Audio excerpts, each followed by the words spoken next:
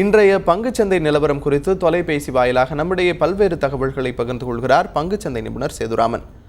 வணக்கம் சேதுராமன். வாரத்தின் முதல் நாளான இன்று சந்தைகளின் போக்கு எப்படி இருக்கும்?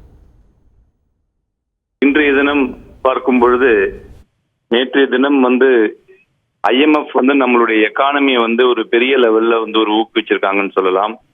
அதாவது ஒரு ஸ்டேபிள் கவர்மெண்ட்னால நம்மளுடைய எக்கானமியில ஒரு பெரிய சேஞ்சம், ஒரு மாற்றம் வரக்கூடும். அதற்கு முக்கியமாக 36 ப்ராஜெக்ட்ஸ் முடங்கி கிடந்த ப்ராஜெக்ட்ஸ், இன்ஃப்ராஸ்ட்ரக்சர் ப்ராஜெக்ட்ஸ் இந்த செப்டம்பர் குவார்டர்ல ஆக்டிவேட் பண்ணியிருக்காங்க.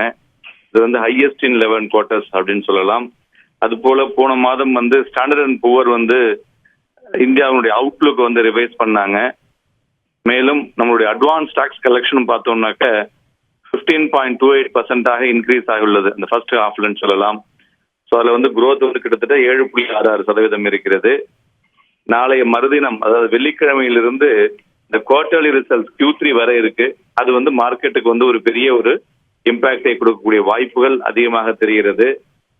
மேலும் நமது சந்தைகளை எடுத்துக்கொண்டோமேயானால் நேற்றைய தினம் கிட்டத்தட்ட 2 மாச லோ சென்செக்ஸ் தொற்றுக்குன்னு சொல்லலாம்.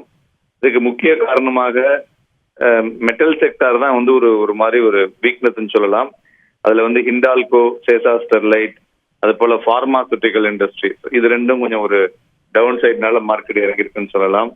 அது போல நேற்றைய தினம் முன்னோட்டை கவனித்து பார்த்தோமேயானால் வாலட்டிலிட்டி இண்டெக்ஸ் பார்த்தோம்னாக்க கிட்டத்தட்ட 4 மாசத்துக்கு உண்டான ஹையை நேற்றுக்கு தொட்டிருக்கு.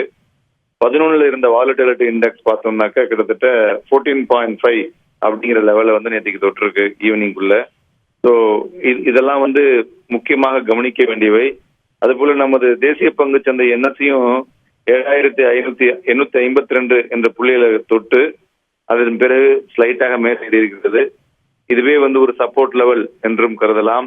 ஸோ இந்த லெவல்ல இருந்து பார்த்தோம்னாக்க நிப்டி ஃபியூச்சர்ல 78 புட் ஆப்ஷன் ஓப்பன் இன்ட்ரெஸ்ட் அதிகமாகவும், அதுபோல 8100 கால் ஆப்ஷன் ஓப்பன் இன்ட்ரெஸ்ட் அதிகமாக இருப்பதனால 78 to 81ல மார்க்கெட் ட்ரேட் ஆகக்கூடிய வாய்ப்புகள் இருக்கும்.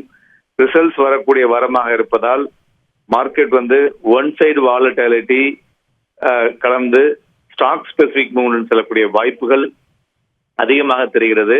அதனால இன்வெஸ்டர்ஸ் அப்பப்ப ப்ராஃபிட் புக் பண்ணுவது நல்லது.